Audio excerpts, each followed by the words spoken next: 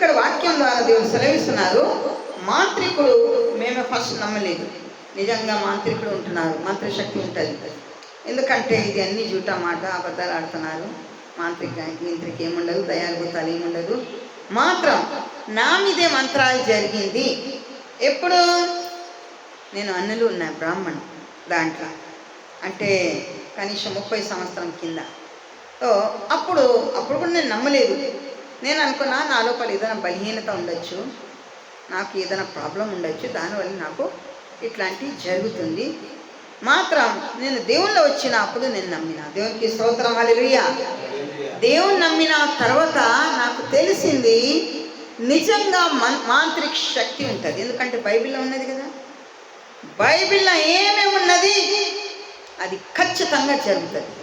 బైబిల్లో దయ్యాభూతాలు ఉన్నారు, మాంత్రికుడు ఉన్నారు, రకరకాల రోగాలు ఉన్నారు, రకరకాల శోధన ఉంటుంది, రకరకాల ఇరుకులు, ఇబ్బందులు, సమస్య అన్నీ ఉంటుంది మానవుడికి.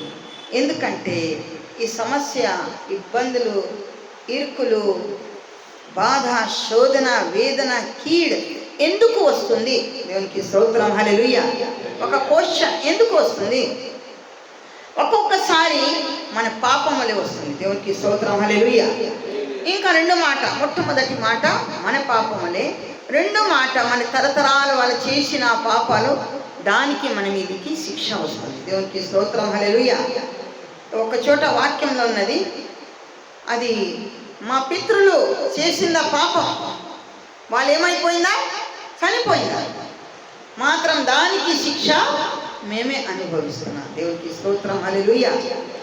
ఈ విధానంగా కొంతమంది ఈ మాంత్రికు దగ్గర పోయి, నాకు ఇది సమస్య ఉంది, నాకు ఇది కీడుంది, నాకు ఇది బాధ ఉంది, మీరే దానికి ఉపాయం చెప్పండి, వాళ్ళు నాకు శత్రువు ఉన్నారు, వాళ్ళు ఎలా నాశనం కావాలి, ఇది కావాలి, అది కావాలి, ఇలా మాంత్రిక దగ్గర పోయి వాళ్ళ డబ్బు ఎంత అడిగితే అంత డబ్బు ఇచ్చి, డబ్బు నాశనం, ఇంకా వాళ్ళ జీవితం నాశనం చేసి వస్తున్నారు. దేవునికి స్తోత్రం, హల్లెలూయా.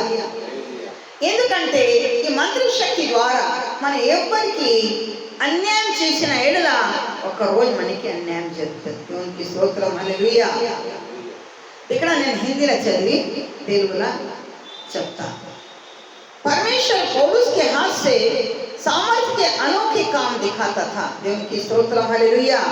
దేవుడు యేసుక్రీస్తు ప్రభు వారు అపోస్తలు పౌలుతోని ఆయన చేతి ద్వారా అనేక శక్తి, సామర్థ్యమైన శక్తిశాలి కార్యం చూపిస్తున్నారు. దేవునికి స్తోత్రం. అంటే అనోఖి అంటే అది మన చూడలేదు.